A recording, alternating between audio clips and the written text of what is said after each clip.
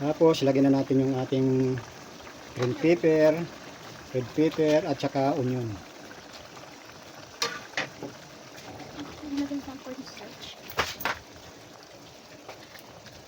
Sa inyo mga papi, kung gusto nyo mga ganitong luto, pag-subscribe lang po dito sa Papi Cooking TV.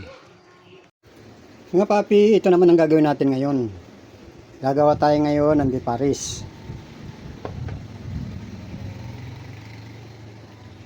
Gagamitan natin siya ng radish, carrots, red pepper, green pepper at saka onion leeks.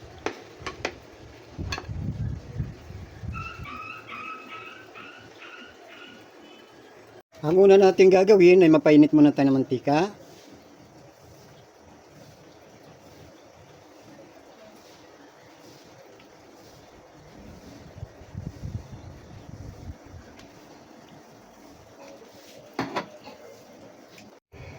Pagkatapos ay prito muna natin yung ating carrots.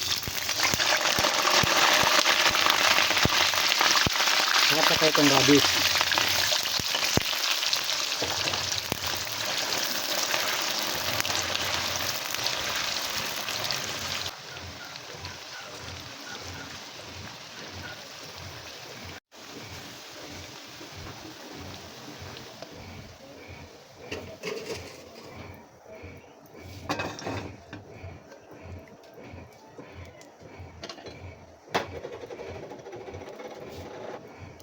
Tapos na natin may prito ang ating carrots at saka radish.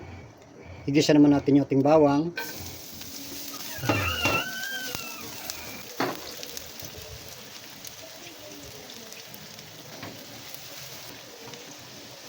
Saludan natin itong ating sibuyas.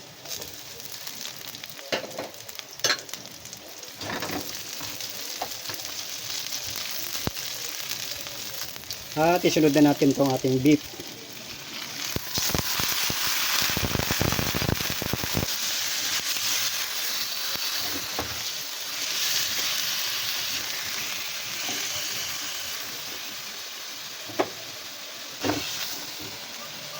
Pagkatapos natin igis ang ating beef, timpla na natin ng tuyo.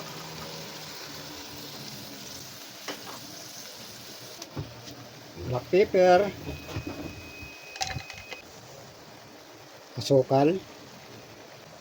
At maglagay din tayo ng ilang pirasong star anise. Maglagay na rin tayo ng beef cubes.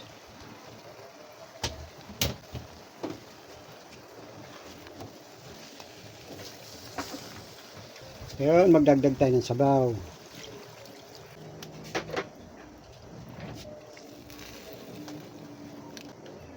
At takpan muna natin. Lumami na yung sabaw.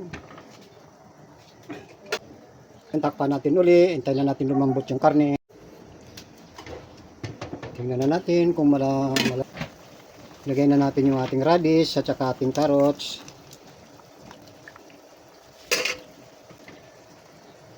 Takpan natin.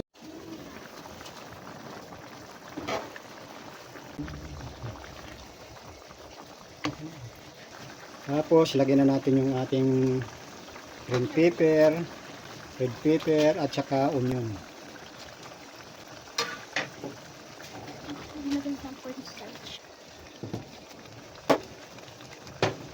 Takpan lang natin uli mga. Ito na mga papi, luto na itong ating papi. Magsali na tayo sa lagyan.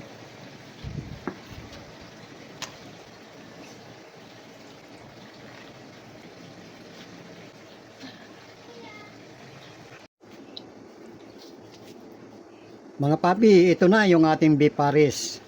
Sana mga papi ay nagustuhan nyo itong ating menu ngayon. At maraming salamat.